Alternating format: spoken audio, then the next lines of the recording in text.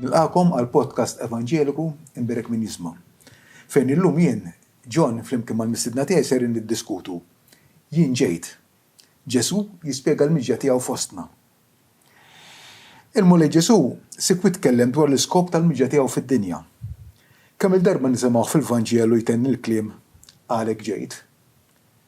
M'hemmx isbaħ milli nisimgħu minn fommu stess is-sinifikat tat-twelid tiegħu f'Betlem. Se naqralkom il-kliem ta' Ġesu u nħalli f'idejkom biex tagħmlu l-kummenti tagħkom. Nibda bl-ewwel waħda minn Ġwanni, kapitlu 9 vers 39. Fejn tgħid hekk. Għal ħaq jien ġejt f'din id-dinja biex dawk li ma jarawx jaraw u dawk li jaraw isiru għomja. Meta Ġesu għalek jien ġejt biex dawk li ma jarawx jaraw, tfakkarni fil-profezija ta' Iżajja fejn jiddeskrivi l-poplu kien fid-dlam kbir u raw dawl kbir. Fuqhom żerna id-dawl tad-dinja u Ġesu. Biex dawk li kienu mitlufin fid-dlam tal-injoranza spiritwali u anke tad-dnub u l-idolatrija tagħhom fi Kristu jistgħu jarfu lil Alla ikollhom il-maħfra tad-dubiet u rikonċiljazzjoni mal-Alla. Mela dawk li ma jarawx issa jaraw. Dak li kien jgħottal dak iż-żmien jgħottalina wkoll. Però il-kuntest hemmhekk qiegħed biex ngħidu hekk f'dibattitu ma' xi lut li ma kinux qegħdin jemmnu fih, kienu qegħdin jirreżistu t-tagħlim tiegħu, ma ridux jemmnu li hu mibgħut mis-sema li huwa il-kliem li qed jgħid huwa l-kliem tal-Alla.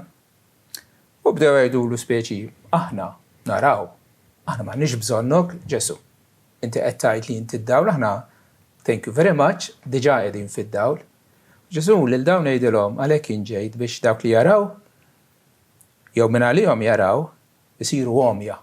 U din tal-biża' illi lil dawk li jirreżistu l-Ġesu li minn għalihom jistgħu ikkampaw mingħajru jew isibu triq, anke triq spiritwali lejn Alla, mingħajr Ġesu u t-tagħlim tiegħu, Ġesu jgħidilhom il-ġudizzju tagħkom ikun li intom li minn għalikom tafu tagħmew u tintilfu fl-injoranza spiritwali tagħkom. Ġifieri l-applikazzjoni hija mill-ewwel hawnhekk jien se nagħmel bit-tagħlim ta' Ġesu u b'Ġesu innifsu se nagħmel għax jekk jiena nilqgħu jiena ħanara u nsib it-triq lejn il-missier.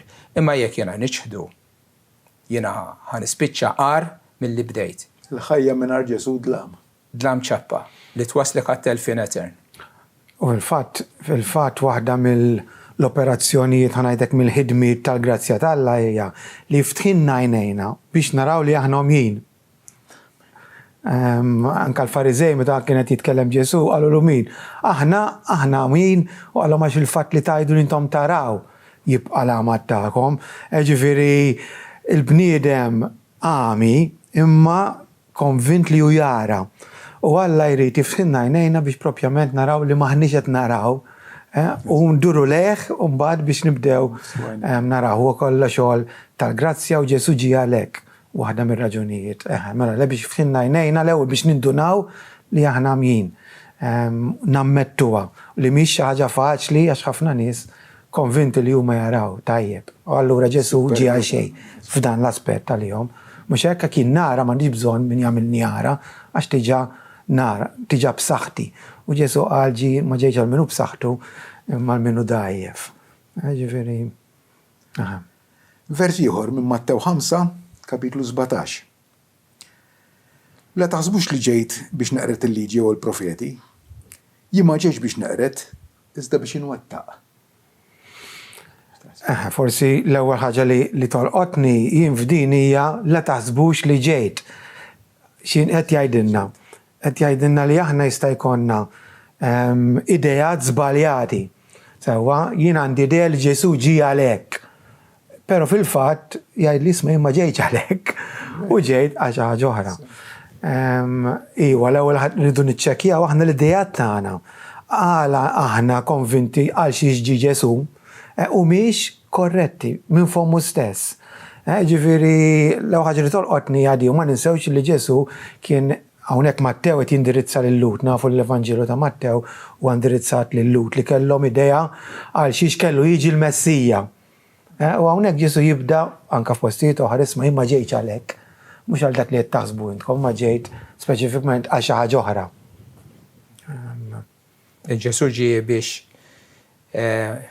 mhux biex jeqret jew dak li kien diġà mitkellem fit-Testament il-Qadim, imma bġie biex iwettqu, ġie biex jagħmlu.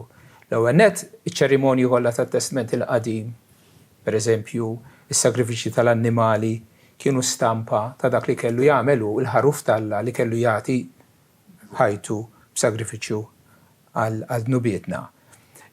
U stess wetta kull nitfa tal-liġi xi ħaġa li jebda bniedem ieħor ma għamilha biex dan il-ħaruf bla teba għaliex Ġesu dejjem għex skont il-mandamenti Alla seta' joffri lilu nnifsu bħala tpatti għal nubietna.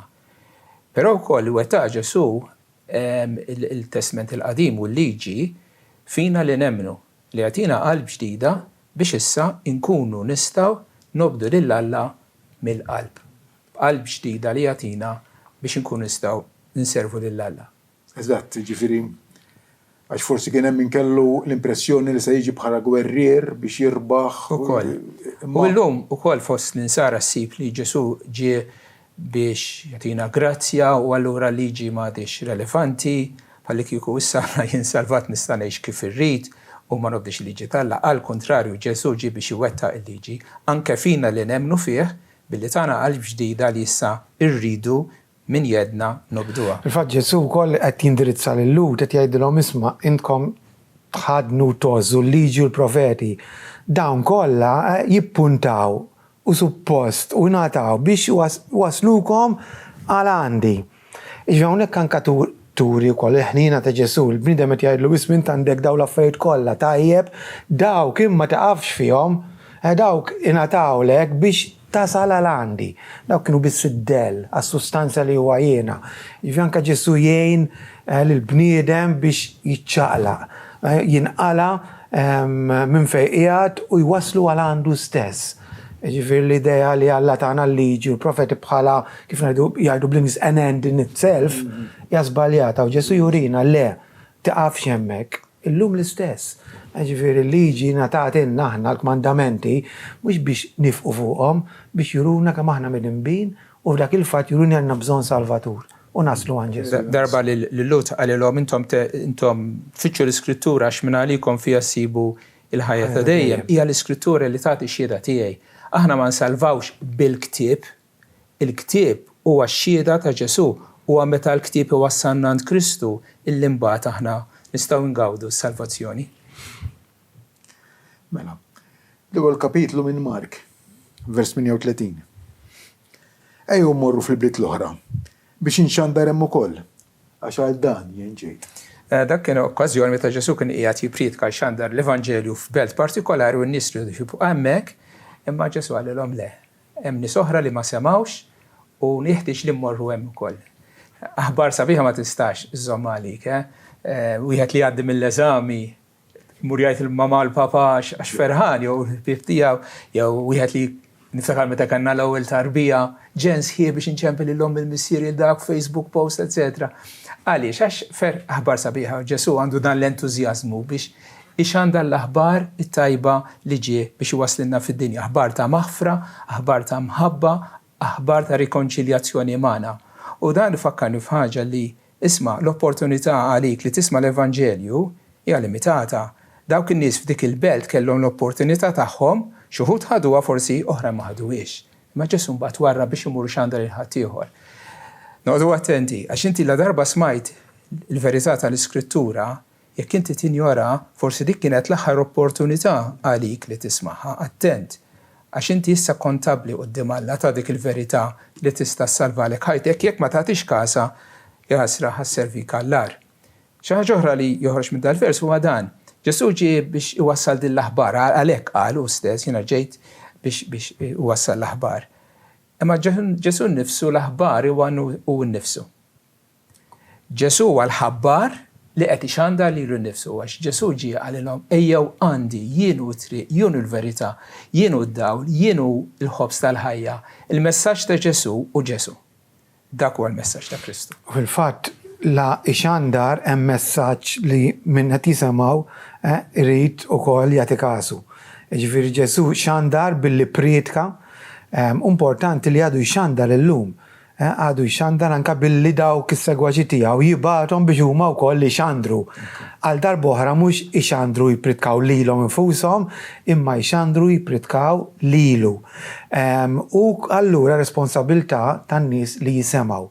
Għax Ġesu għadu jxandar, għadu jmur fl-ibliet u jiġi fil-belt tiegħek, ma jiġix fiżikalment, imma tiġi permess ukoll ta' dawk li ju jibgħat biex ixandru lilu. Ġifieri dan huwa wieħed mill-ministeri importanti u fil-missjoni ta' Ġesu, ix-xandir, il-predikazzjoni, it-talim li Ġesu qed iwassal biex min qed jisemgħu jirċevih. Mela, Ġwanni kapitlu 6 vers 38. Jgħid hekk: għax jien inżilt mis-sema mhux biex nagħmel ir-rieda tiegħi, imma r-rieda ta' min bagħtni. Fis-sens illi mhux għax hemm konflitt bejn ir-rieda ta' Ġesu tal-Iben u r-rieda tal-Missier, qed jgħid illi jiena ġejt biex nissottometti għar-rieda tal-Alla li batni. U li huwa tassew Alla li kien fl-eternità mal-Alla l-Missier u milja li nnifsu niżel mis-sema ġie fostna, ġie bħala bniedem, ġie taħt il-Missier, sottomess lejh biex jobdih anke sal-punt tal-mewt. Għaliex naħseb il-punt kruċjali wasal fil-ġnien ta' Ġetsemani. Kien fil-ġnien ta' Eden li l-bniedem qallu le lill-Alla u ġab ir-rovina li naraw madwarna, id-dnub, il-ħażen, il-mewt, d-batija.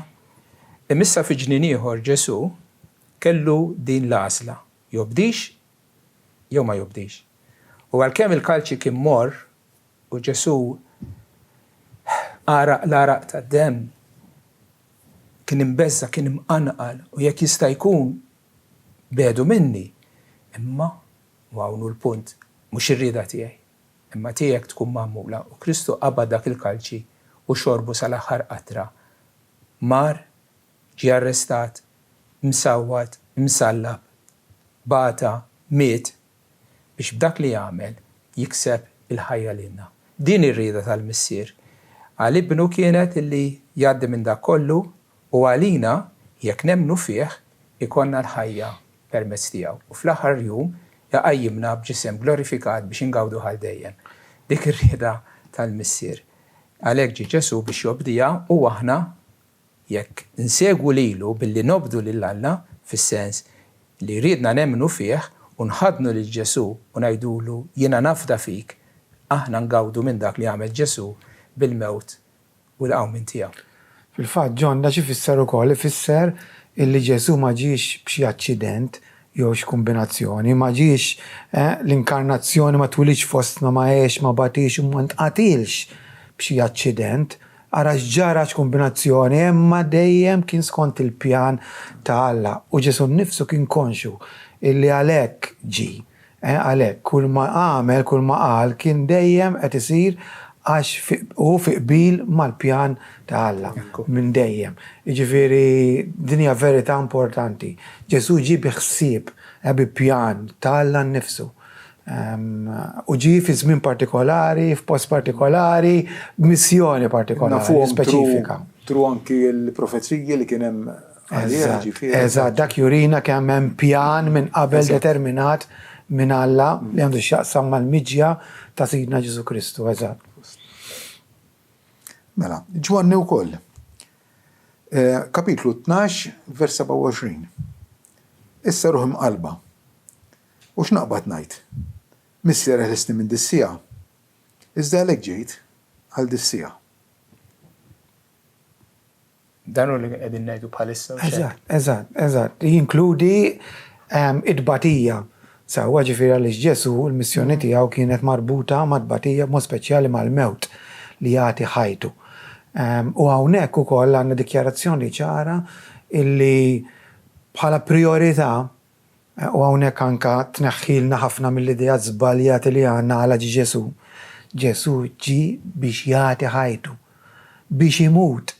Għamlu Ġesu biex ikun ta' eżempju, biex jagħmel xi rivoluzzjoni u tismagħhom primarjament Ġesu ġi biex jagħti ħajtu u ma kienx ċajta ruħ imqalba. Ġifieri kien hemm dak il-konflitt, dawk l-emozzjonijiet illi qas nistgħu nimmaġinaw bniedem jgħaddi minnhom meta jiġi biex iħaddan ir-rida talla li kienet tinkorpora li jagħti ħajtu. Biex wasal għal-kliva u jmut u l-innoċenti u l-ġust li jmut għal-ħatja, għall-inġusti. Ġifieri bħal qamħa li jekk tibqa' weħida, tibqa' weħida. Ma jekk dik il-qamħa tinżera u titħassar minna toħroġ pjanta ġdida u tagħmel ħafna frott. Il-mewt ta' Ġesu tat ħafna frott, is-salvazzjoni ta' tant nies.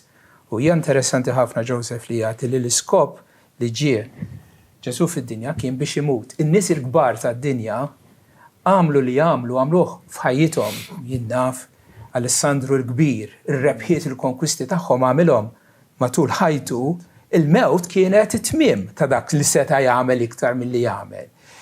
Naf Thomas Edison, Isaac Newton, l-erf tagħhom ġabuh waqt ħajjithom u meta mietu spiċċa kollox, jiġifieri il-mewt żgur ma tistax tgħid illi kienet xi ħaġa sabiħa għalihom, imma Ġesu għamel ħafna affarijiet tajbin f'ħajtu, da żgur. Imma l-climax, il-quċċata ta' dak li ġie apposta biex jagħmel kien biex imut. Il-mewt hija l-kapolavur ta' Kristu, hija l-lan tal-miġja tiegħu, għax kien bil-mewt illi ħafu d-dnubiet tagħna biex jeħlisna minnhom u jirrikonċiljana malla. Fil-fatt John, di importantissima li nżommu qudiem moħħna għaliex kif għadu kemm qal Joe, Ġesu għamel ħafna affarijiet, Ġesu għamel mirakli, Ġesu għallem tagħna talim eċċezzjonali. X'inhu l-iżbal ta' xi wħud? Illi jaqbdu dawk l-affarijiet li biex nsejħulhom hekk huma sekondarji u jpoġġuhom bħala primarji. Li allura mbagħad Ġesu ġie biex pereżempju jfejjaq biss u dik tiġi hemm fuq u ninsew illi Ġesu ma ġiex primarjament biex jagħmel mirakli, laqas ġie primarjament biex jgħallem, imma primarjament biex jagħti ħajtu bħala riskatt u bħala fidwa għal ħafna. L-affarijiet l-oħra wkoll m'għandux ninsewhom imbagħad mhux naqilbu l-affarijiet ta' taħt fuq. Li ġini nisbalja. Kiku Alla rrit jedukana, seta jibat il-profeti. Jibat il-profeti u kiku rrit jagħmel il-mirakli biss. Il-profeti, l-apostli jagħmlu il-mirakli ma ħadd ma seta jagħti ħajtu ħlif Ġesu liben Alla magħmul bniedem bħala riskatt u biex ikun il-medjatur u biss. Allura hemmhekk hija l-enfasi għala ġi Ġesu ma nistgħux ninsewha jew marbuha jew nirrelegawha t-tieni, t-tielet jew raba post. Minn fommu stess. Minn stess. Għax bin il-bniedem ma ġiex biex ikun moqdi, iżda biex jaqdi u biex jagħti ħajtu fidwa għal ħafna. Dak huwa x-xogħol partikolari li Kristu u Kristu biss se jagħmel. U għal darb'oħra ma ġiex biex tara l-idejat, inti taħseb li ġejt biex imma ġejt ma ġejx biex naqdi f'dal-każ. Aħna li ġi għalek u kull darba għal diversi drabi Ġesu jgħid ma ġejtx għalek, jew intkom tajdu li ġejt għalek. Għaliex irid jikkoreġina. Vers ieħor darba se jgħidilna jien ġejt imma, vers popolari da minnu minn Ġwanni wkoll, kapitlu 10 vers 10. Jien ġejt biex ikolkom il-ħajja u jkollkom iżjed bil-kotra. All right, jiena kif nisimgħu dal-vers ngħid mela x'qed jgħid l-ewwel ħaġa li m'għandix il-ħajja. Mux hekk, bħal meta ngħidu jinġejt semmejna biex dawk li ma jarawx, meta li ma narax. Verità importantissima di. Għal bnedmin fl-istat naturali tagħhom, mejtin. L-ewwel bżonn li bnedem għandu fl-istat naturali tiegħu spiritwalment mejjed. M'għandekx ħajja, mhux ħajja bioloġika, ħajja spiritwali. Alla jti f'najnejna nerġa' ngħid biex nindunaw li aħna mejtin spiritwalment. U allura dal-klim jagħmel sens. L-ewwel biex ikollna l-ħajja. Imma mbagħad Ġesu jmur oltre, imur lilin. Mhux biss għandi l-ħajja, għax nista' jkolli l-ħajja tajt kont mejjed issa ngħix. Ġesu jmur lilin. ħajja bl-aktar abbundanti. Ġifieri l-aħjar l-ogħla kwalità ta' ħajja li qatt jista' jkollok. U kemm nies, kemm aħna nixtiequ ngħixu ħajja sabiħa, ħajja mimlija, m'hemmx ħajja iktar mimlija u isbaħ mill-ħajja li jista' jgħidilna Ġesu. Alla nnifsu qed jagħmel dan l-istatement. U Alla ma jikdibx. Alla ma joqgħodx jilgħab bil-kliem, Alla ma jgħudniex ħaġa, mbagħad titina xi ħaġa oħra inqasek biex impressjonana. Ġesu ġie biex jiena u inti konna l-ħajja għax mejtin. U mbagħad ukoll biex dik il-ħajja tkun l-aqwa ħajja, l-iktar ħajja li bniedem jista' jesperjenza sakemm idum ħaj. Min ma jixtieqx din. Però kissaqsi bniedem hemm barra jgħidlek qed tajt iċ-ċuċati. Il-ħajja ma ssibix fir-reliġjon u fil-Kristu, fil-fidu, fil-Bibja u dal-affarijiet li qed tajt int. Il-ħajja siba billi tiddeverti, tgawdi u tixtri u tissiefer u tiddeverti u tagħmel daffariet hija gidba mix-xitan. Il-bniedem jaħseb li jista' jwarrab lil Kristu u jgawdi l-ħajja. Meta fil-fatt, meta mbagħad jgħaddi żmien, il-bniedem jirrealizza illi fħalqu ma jsibx xejn ħlief żrar u ramel. Tajjeb, il-ħajja nsibuha fi Kristu.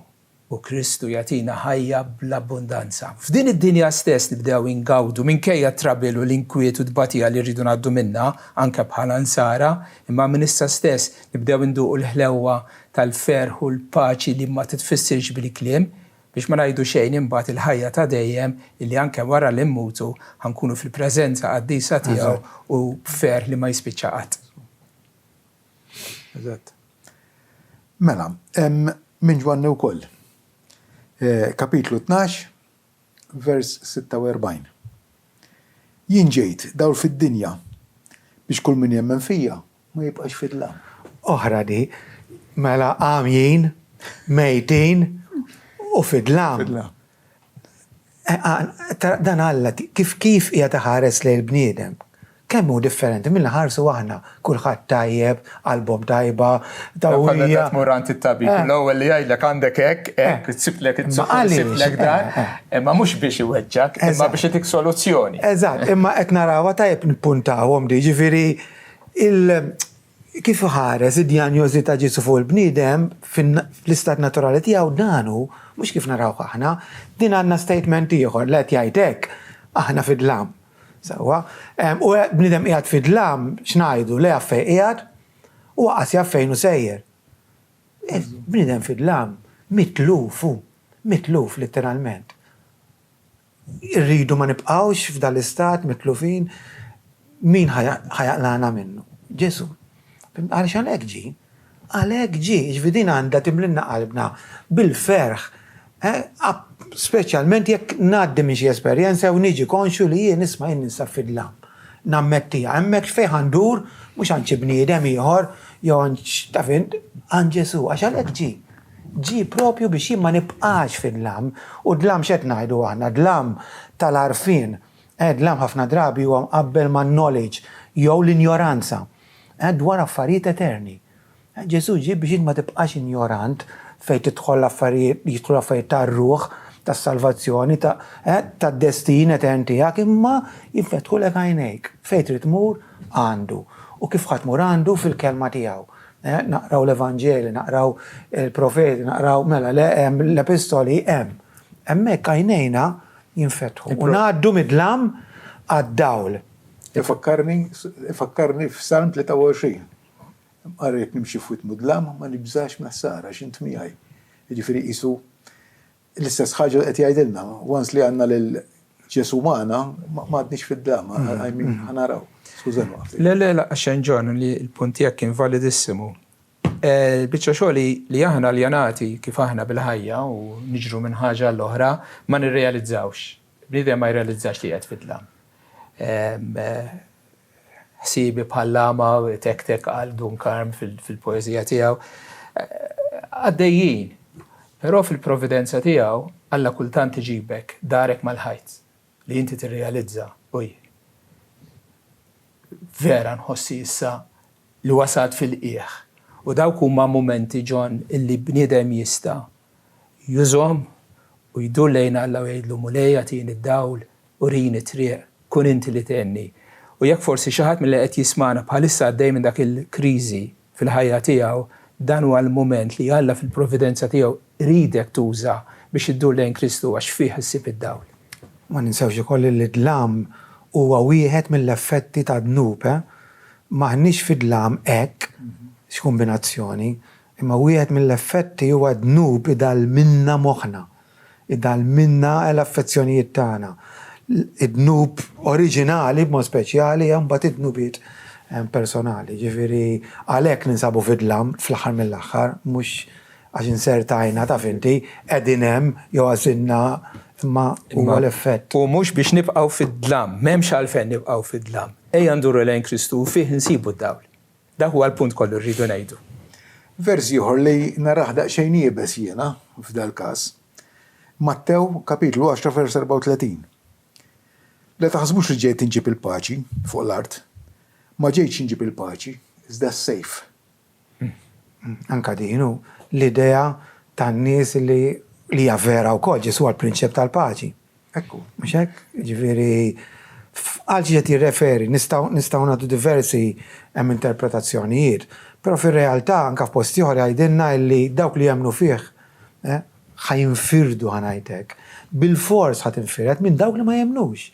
U s-segwaċi ta' Ġesu, d-disċipli ta' Ġesu jesperjenzaw din, mhux għax huma ġellidi, mhux għax huma jiġġieldu, imma għax min u l-naħa l-oħra ħajevidhom.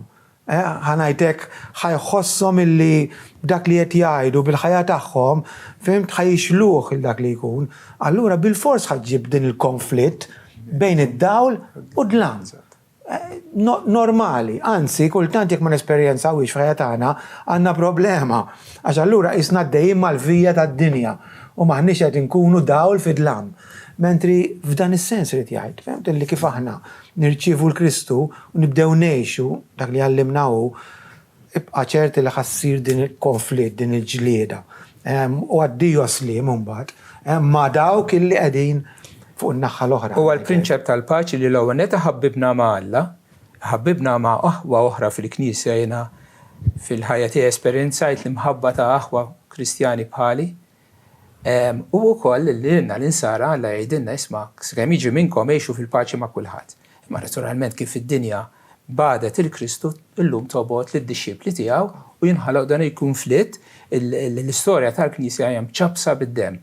U kultant il-konflitt jiġi minn dawk li huma l-eqreb u l-aktar eżiż f'ħajjitna. Hemmhekk hija wkoll diffiċli ħafna u aħna x-xewqa tagħna hija għall-qraba tagħna, għan-nies kollha li huma wkoll iduru lejn Kristu. Imma sa dan it-tant iva jinħoloq dak mhux għax irriduh, imma x'huwa neċessarju. U mhux aħna ħanħolquh. Jinħoloq aktar minn naħa l-oħra, mhux noqogħdu aħna nġibu l-ġlied u s-separazzjoni. Żewġ versi li tuna t-tama. Minn Ġwanni 1, kapitlu 10, vers 10-12. Kien fid-dinja, u d-dinja saret bih. U d-dinja marfitux, ġi f'ħwejġu u nisu ma laqgħuhx. Iżda lil dawk kollha laqgħuh tom is-seta li jsiru wlied Alla, dawk li jemmnu f'ismu. Murobsor li l-ħallieq tad-dinja jiġi fid-dinja li ħalaqu u l-ħlejaq tiegħu ma jarfuhx. Ġie fi ħwejġu ġifieri fost il-Lut li kienu ilhom jistennew il-Messija għal tant sekli u ma laqgħuhx, anzi salbuh ma salib. Hekk ġara dakinhar hekk għadu jiġri sal-lum. Ħafna nies li Kristu jinjorawh u warbuh ma jridux. Imma lil dawk li laqgħuh jagħtihom privileġġ uniku. Huma li kienu edewwa Alla issa Alla jħabbibhom miegħu anzi pass il quddiem u jagħmilhom ulied adottivi tiegħu. Nerġa' ngħid, inti li qed tisma' għajt jien x'għamilt bi Kristu, għamilt bħalma għamlu ħafna nies fi żmienu u ma laqgħuhx jew nilqgħu u nemmen fih. Il-ħajja eterna tiegħek litteralment tiddependi fuq din l-għasla.